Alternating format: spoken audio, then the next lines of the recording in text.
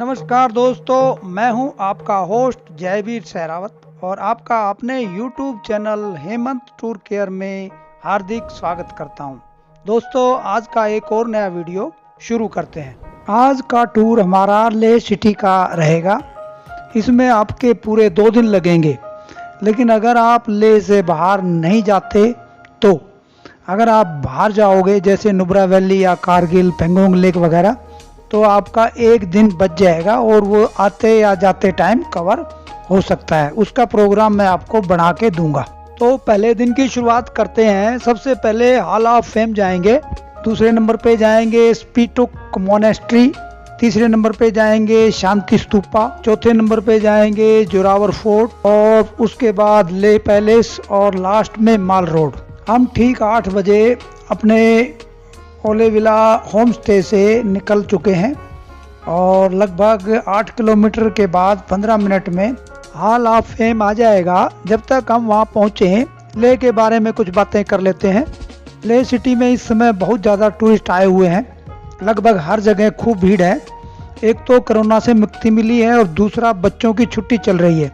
यहाँ पर अगर आप मई लास्ट या जून के पहले हफ्ते में आओ तो ज़्यादा सर्दी नहीं होती। दिन में धूप से खूब गर्मी लगती है, क्योंकि अक्सर यहाँ पे बादल छाए रहते हैं और कभी कभी हल्की बूंदाबांदी भी हो जाती है। अतः कोई परेशानी नहीं होती। जब भी आप कभी यहाँ आने का प्रोग्राम बनाओ तो आउटर लेह में ही ठहरने का इंतजाम करना जरूरी है, क्योंकि मेन सिटी में भीड़ है तथा पार्किंग नहीं है, वह जाम भी बना रहता है। वैसे यहाँ पर होटल्स की कमी नहीं है। गवर्नमेंट ने अब नई स्कीम बना दी है। कोई भी यहाँ का लोकल आदमी जिसके पास ज़मीन है उसे गवर्नमेंट मदद करती है तथा और वह होम स्टे बनाकर अपना रोज़गार भी चला सकता है। इसके साथ साथ उसका ऑनलाइन बुक भी हो जाता है और परिवार उसका खाना बनाने में उनकी मदद करता है और बड़े अच्छे तरीके से बिठाकर खाना खिलाते हैं।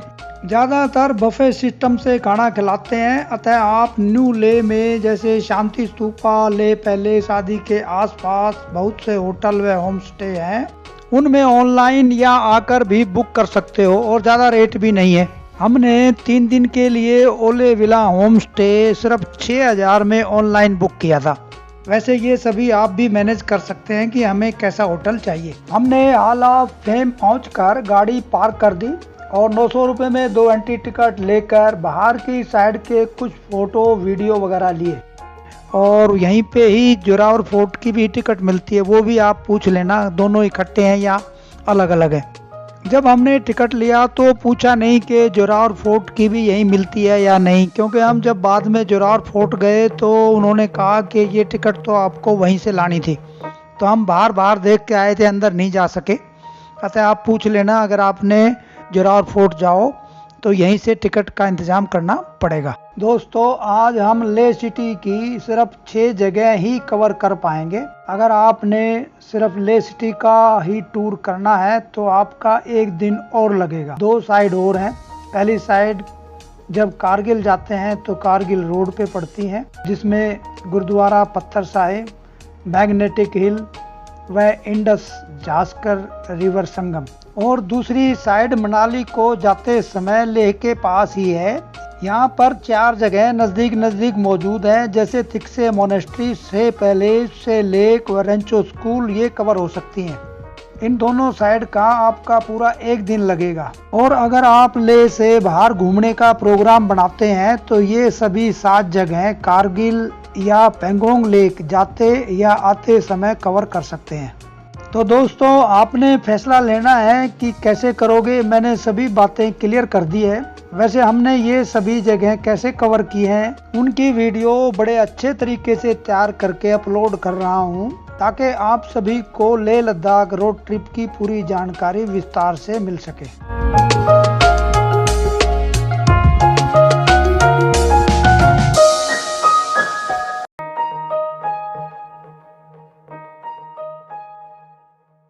इंडियन आर्मी ट्रेंड मॉडल तब बनाती है जब कोई ऑपरेशन लॉन्च करना हो या फिर ऑपरेशन करने के बाद किसी को डीप ब्रीफिंग देना हो, जैसे कि मैं आप सभी को दे रहा हूं। ध्यान सुनिएगा प्लीज। जो रेड लाइन देख रहे हैं आप, ये रोड है, कोई कच्ची रोड और कुछ पक्की रोड, जिसमें नेशनल हाईवे भी शामिल है।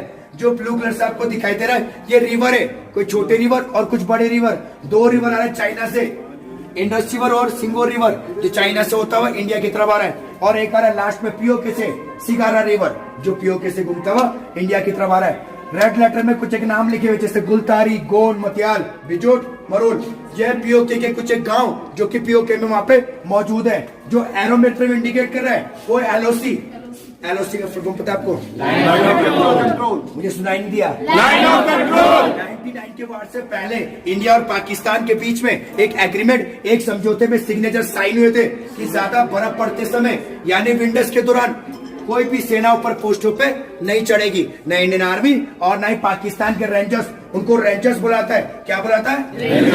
एग्रीमेंट के हिसाब से इंडियन आर्मी नीचे बेस में डाउन हो गया, एग्रीमेंट के हिसाब से। लेकिन पाकिस्तान ने ऐसा नहीं किया। पाकिस्तान ने छुपते छिपाते धीरे धीरे हमारे कुछ एक पोस्ट ऑक्युपाई करके रख लिए, जब हम एग्रीमेंट के हिसाब से नीचे बेस में डाउन हो चुके थे। वो कौन से पोस्ट आप देख सकते हैं? द्रास में 0.4875, टाइगर हिल 5140, टोलोलिंग। नेक्स्ट कारगिल में 5608, कक्सार, मजदास, और बटालियन के कुछ एक सेक्टर जैसे जुब्बर हिल्स, मुंटोडालो, खालूपर और यलतूर। अभी पाकिस्तान ने जितना ऑक्युपाई करना था कर चुका। अभी इंडिया की बारी थी इसको रिकैप्चर करने के लिए, तो उसकी शुरुआत करी गई बटालिक सेक्टर से 2 मई को। कितने मई को? 1990 जो वार की शुरुआत हुई थी वो 2 मई से हुई थी, और उसका पहला ऑपरेशन लॉन्च किया गया था मुंटोडालो के पास 15 मई को। पहला ऑपरेशन से पहले 2 मई को कैसे शुरुआत हुई, कैसे हमें पता चला कि पाकिस्तान ने हमारे सारे पोस्ट ऑक्युपाई कर लिए, तो ध्यान सुनेगा, किसी को बताना मत। बटालिक में चरवा था एक, जिसे बोलते भेड़ बकरी चराने वाला लोकल सिविल, जिसका नाम था ताशी नामगेल। क्या था? ताशी नामगेल। उसने क्या किया, जब वो मुंटोडालो के पास अपनी भेड़ बकरी चराते चराते कुछ एक लोगों की उसने हरकत देखी। वहां पे 7 से 8 लोग पठानी सूट पहने हुए लंबे चौड़े पत्थर से वहां पे बंकर बना रहे थे। जब उसने कंफर्म कर लिया कि जो बंकर बना रही है वो इंडियन आर्मी नहीं है, तो नीचे बटालियन में आके उसने इंडियन आर्मी को इंफॉर्मेशन दी, जो एग्रीमेंट के हिसाब से नीचे बैठी हुई थी। उनको बताया गया कि सर मैंने मुंटोडालो के पास कुछ एक लोगों की हरकत देखी है। ऐसा सुनने के बाद इंडियन आर्मी ने अपनी हरकत तेज कर ली। उन्होंने एक पेट्रोलिंग टीम बनाई जिसमें 1 अफसर 10 जवान शामिल थे, टोटल 11 जने थे उसमें। आपका नाम? सुना है? कहाँ सुना है? हाँ, 11 जने। जब 11 के 11 वो मुंटोडालो के पास में गए, नहीं लौटे। जब वापस नहीं लौटे, उस ऑपरेशन का नाम था ऑपरेशन सफेद सागर। सफेद सागर इसलिए रखा गया वहां पे नाम, ज्यादा हाइट होने के कारण एयरफोर्स और इंडियन आर्मी ने मिलके वहां पे ऑपरेशन लॉन्च किया, उसको सक्सेस बनाया। और पाकिस्तान ने जितने भी बटालिक सेक्टर के जगह जमीन पोस्ट को ऑक्युपाई करके रखे थे, हमारे उसको रिकैप्चर कर लिया। 4 के 4 आप देख सकते हैं। नेक्स्ट दरास में टोलोलिंग सबसे ज्यादा इंपॉर्टेंट था, क्योंकि एक नेशनल हाईवे जा रहा है, जोजिला, दरास, कारगिल, लेह, लद्दाख, सियाचिन। अगर पाकिस्तान टोलोलिंग में कैप्चर कर लेता तो आज जहाँ पे हम सब लोग खड़े वहां पे कौन होता? आप चाहते हैं ऐसा? इसीलिए यहाँ पे एक ऑपरेशन लॉन्च किया गया, जिस ऑपरेशन का नाम था ऑपरेशन ओपी विजय, जिसमें 0.4875, टाइगर हिल 5140, टोलोलिंग शामिल थे। आपने लेटेस्ट में एक मूवी देखी होगी, इसमें कैप्टन विक्रम बत्रा साहब भी शामिल हुए थे। उनको एक टास्क मिला हुआ था कि 0.5140 रिकैप्चर करने का, और उन्होंने किया भी। और करने के बाद अपने सीनियर को एक 4 लाइन का मैसेज पास किया था। वो क्या था? ये दिल मांगे मोल। क्या था वो? दिल मांगे मोल। उसके बाद उनको नेक्स्ट टास्क मिला 0.4875 को रिकैप्चर करने का। नेक्स्ट टास्क मिला, रिकैप्चर तो हुआ, लेकिन करते करते वहां पे वो शहीद हो गए। शहीद होने के बाद जो उनके साथ में बची हुई सेना थी, उन्होंने बाद में सारा का सारा ये रिकैप्चर कर लिया। 4 के 4। नेक्स्ट कारगिल 5608, कक्सार और मजदास में लास्ट में एक ऑपरेशन लॉन्च किया गया, जिस ऑपरेशन का नाम था ऑपरेशन तलवार। ये ड्यूरेशन वार का फाइट का 2 मई बटालिक से शुरू हुआ था और 26 जुलाई जाके कारगिल में खत्म हुआ। पाकिस्तान ने जितने भी जगह जमीन पोस्ट को ऑक्युपाई करके रखे थे, हमारे उसको रिकैप्चर करने के लिए इंडियन आर्मी को कम से कम 3 महीने का टाइम लगा। लेकिन इस 3 महीने के दौरान में सारा का सारा रिकैप्चर कर लिया गया। पाकिस्तान यहाँ से एक टुकड़ा भी अपने साथ नहीं ले गया। इसीलिए इंडियन आर्मी 26 जुलाई को विजय दिवस मनाती है। Thank you. जय हिंद। दोस्तों, हम हॉल ऑफ फेम में आए और शहीदों के बारे में आपसे कुछ बातें शेयर ना करें तो यह शोभा नहीं देगा। हमारे कुछ फौजी भाइयों को कारगिल की लड़ाई में परमवीर चक्र मिले थे, जिनमें से कुछ को इस वीडियो में भी दिखा रहा हूं। इन 4 जवानों में से 2 ऑफिसर थे, पहले कैप्टन विक्रम बत्रा जी तथा दूसरे लेफ्टिनेंट मनोज कुमार पांडे जी लड़ाई में शहीद हुए थे, जिनको मरणोपरांत परमवीर चक्र मिला था, तथा 2 को, इनमें से ग्रेनेडियर योगेंद्र सिंह यादव जी जो अब सूबेदार मेजर और मानद कैप्टन है, वह सूबेदार मेजर संजय कुमार जी, इनको काफी गोलियां लगी थी, इसके बाद इलाज हुआ, वह ठीक होने के बाद इनको भी परमवीर चक्र मिला था। दोस्तों, कारगिल की लड़ाई व अन्य बहुत सी लड़ाइयों में हमारे फौजी जवानों ने अपनी जान की परवाह न करके देश की आन बान व शान के लिए अपने अनमोल जीवन व प्राणों की आहुति दी है। उन सभी को मेरा इस वीडियो के माध्यम से 200 बार प्रणाम व चरण वंदना। परम पिता परमात्मा उन सभी आत्माओं को शांति प्रदान करे तथा आने जाने के चक्र से मुक्ति प्रदान करे। दोस्तों, ये सामने जो आप देख रहे हैं, ये लद्दाख की सभी लड़ाइयों में जो भी हमारे जवान शहीद हुए हैं, उन सभी के शिलापटों पर नाम लिखे हुए हैं, और जिनके प्रियजन इन लड़ाइयों में शहीद हुए हैं, उनके परिवार के लोग आते हैं और नमन करते हैं। अतः मेरा भी उन सभी को cotton cotton Naman. Hall of fame देखने के बाद आप स्पिटुक मोनेस्ट्री जाएंगे, जो 2.5 किलोमीटर है। पिटुक मोनेस्ट्री आ चुके हैं, अब यहाँ का भी वीडियो आपको दिखाएंगे। पिटुक मठ, जिसे स्पिटुक गोम्पा या पेथुक गोम्पा के नाम से जाना जाता है, पिटुक लेह जिले लद्दाख उत्तरी भारत में एक बौद्ध मठ है। इसकी स्थापना लाह लामा चांगचुब ओड के बड़े भाई ओड डी ने की थी, जब वे 11वीं शताब्दी में मरयूल आए थे। रेड हैट संस्था के रूप में स्थापित मठ को 15वीं शताब्दी में येलो हैट संप्रदाय ने अपने कब्जे में ले लिया था। ये सामने थोड़ी ही दूर लेह का एयरपोर्ट दिखाई दे रहा है और इसी के पास हॉल ऑफ फेम भी है। दोस्तों, लेह लद्दाख के क्षेत्र में बहुत सी मोनेस्ट्री हैं। ये सभी जगह पे बनी हुई है जो एक समान है। जैसे शिव मंदिर होते हैं, सभी एक समान मिलते जुलते होते हैं, उसी तरह से ये सभी बौद्ध धर्म के मठ हैं, और जो अनुयायी इनकी देखभाल व चलाते हैं, वो थोड़े अलग अलग होकर भी इनका रास्ता धार्मिक व आध्यात्मिक उपदेश देना ही है।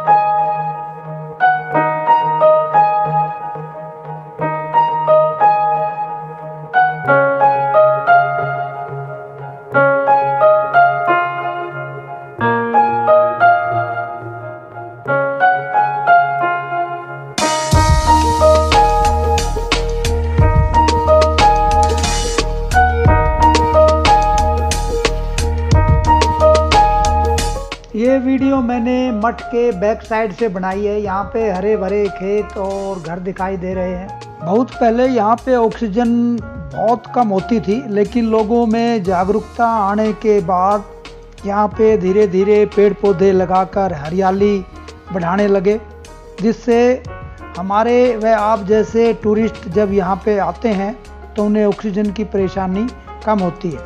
वैसे यहाँ के लोकल्स को यहाँ ऑक्सीजन कम होने से कोई परेशानी नहीं होती, क्योंकि उनका शरीर यहाँ के वातावरण का आदी हो चुका है।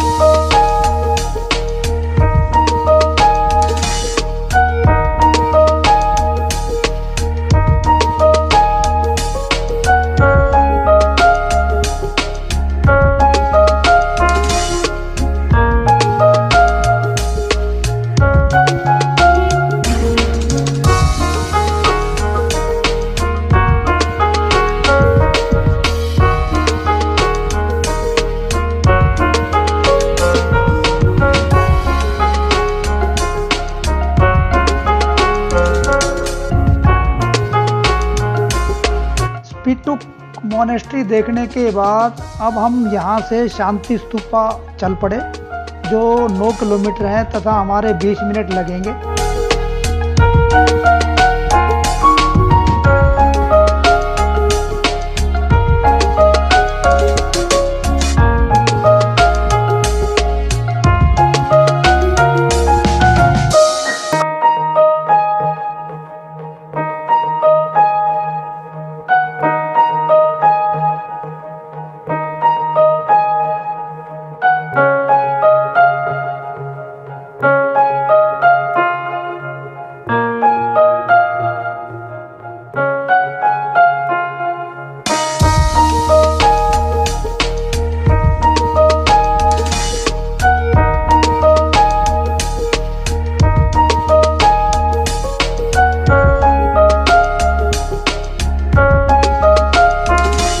हम शांति स्तूपा पहुंच चुके हैं। यहाँ पे साइड में गाड़ी खड़ी करेंगे। हल्की हल्की बूंदाबांदी है, यहाँ बारिश तेज नहीं होती है, हमेशा बूंदाबांदी ही होती है। शांति स्तूप उत्तर भारत में लद्दाख के लेह जिले के चांसपा में पहाड़ी की चोटी पर एक बौद्ध सफेद गुंबद वाला स्तूप है। इसे 1991 में जापानी बौद्ध भिक्षुक गयो मोयो नाकामुरा और पीस पैगोडा मिशन के हिस्से द्वारा बनाया गया था। शांति स्तूप अपने आधार पर बुद्ध के अवशेष रखता है, जिसे 14वें दलाई लामा ने प्रतिष्ठापित किया। स्तूप न केवल अपने धार्मिक महत्व के कारण बल्कि अपने स्थान के कारण भी पर्यटकों के आकर्षण का केंद्र बन गया है, जो आसपास की जगह के मनोरम दृश्य प्रदान करता है। यह स्तूप तिब्बती बौद्ध धर्म से संबंधित है।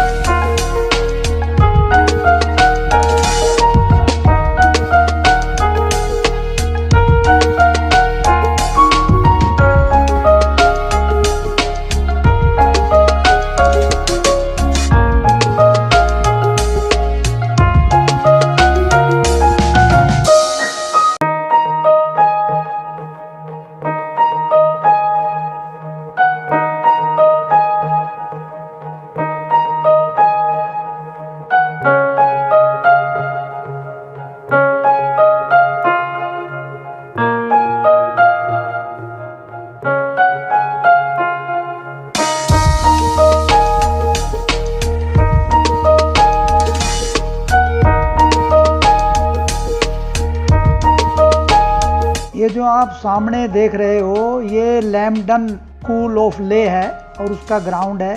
ये ले प्लेस का एक छोटा सा महल है अलग से, यहाँ भी जाएंगे अभी। शांति स्तूप काफ़ी ऊंचाई पे होने की वजह से चारों तरफ लेह का एरिया बड़े ही खूबसूरत ढंग से दिखाई देता है। इसके चारों तरफ जो पहाड़ है ये ना तो पत्थर का है और ना ही रेतीला, यह कुछ कच्ची मिट्टी का पहाड़ है और इसकी ऊंची चोटियों पर बर्फ जमी हुई है और अक्सर हवा चलती रहती है, जिससे पहाड़ की कच्ची मिट्टी की धूल घरों की छतों पर जमी दिखाई देती है, क्योंकि बारिश सिर्फ बूंदाबांदी होकर रह जाती है। शांति स्तूप से अब हम जोरावर फोर्ट जाएंगे जो 4 किलोमीटर है तथा उसके बाद ले पैलेस जाएंगे। इसकी टिकट मॉर्निंग में हॉल ऑफ फेम से ही मिलती है, हमें पता नहीं चला इसलिए हमने बाहर से ही देखा तथा इसको ले पैलेस के बाद ही देखना चाहिए, क्योंकि यहाँ लाइट एंड साउंड शो होता है जो 8 से 8:40 तक चलता है। अतः आप यहाँ 7 बजे पहुँचकर कुछ देखने के बाद शो भी देख सकते हो। जोरावर फोर्ट से अब हम ले पैलेस की तरफ चल दिए, जो यहाँ से 2.5 किलोमीटर है और हमारे 7 मिनट लगेंगे। ले पैलेस, जिसे लाचेन पालकर पैलेस के नाम से भी जाना जाता है, यह एक पूर्वशाही महल है। इसका निर्माण लगभग 1600 में सेंगे नामग्याल द्वारा किया गया था। 19वीं शताब्दी के मध्य में जब डोगरा सेना ने लद्दाख पर नियंत्रण कर लिया और शाही परिवार को स्टोक पैलेस में ट्रांसफ़र करने के लिए मजबूर किया, तो उन्होंने इस महल को छोड़ दिया था। यह 9 मंजिला ऊंचा है और ऊपरी मंजिलों में शाही परिवार रहते थे, जबकि निचली मंजिलों में अस्तबल और स्टोर रूम थे। महल का अधिकांश भाग खराब हालत में है। इसकी आंतरिक साज सज्जा, महल का जीर्णोद्वार भारतीय पुरातत्व सर्वेक्षण द्वारा किया जा रहा है। महल जनता के लिए खुला है और छत से ले और आसपास के क्षेत्र का मनोरम दृश्य दिखाई देता है। दोस्तों, आप कभी जब ले आओ तो एक बात का ध्यान रखना है कि जोरावर फोर्ट से जब आप ले पैलेस आओ तो गूगल मैप पे ले पैलेस को 2 जगह दिखा रखा है। तो जो जोरावर फोर्ट से 2.5 किलोमीटर दूर है वह ठीक है, दूसरा गलत है। अतः आप ध्यान रखें। वैसे मैंने घर पर आकर गूगल मैप पे करेक्शन किया है, देखो ठीक होने में कितने दिन लगेंगे। काफ़ी लोग भटक जाते हैं, हम भी चले गए थे, फिर लोकल ने बताया कि किसी ने गलत भर रखा है।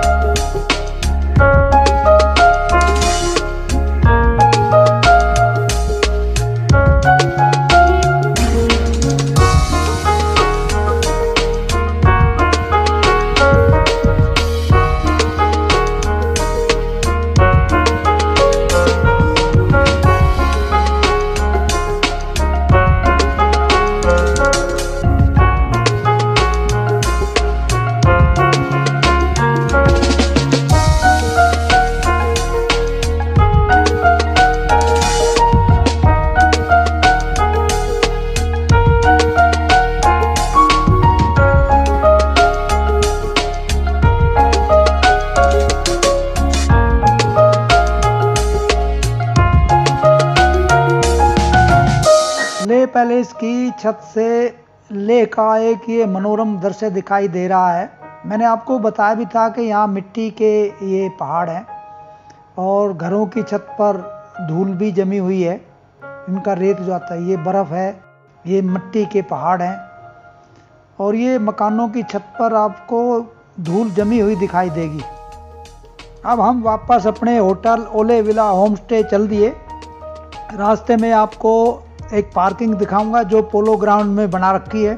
उसी के पास माल रोड है जहाँ काफ़ी भीड़ होती है। और कुछ ही देर बाद हम पोलो ग्राउंड पार्किंग में आ गए। ये पार्किंग बड़ी अच्छी है, खुली है और काफ़ी बड़ी भी है। लोग यहाँ पे पार्किंग करके माल रोड पर घूमने जाते हैं और ख़रीदारी करते हैं।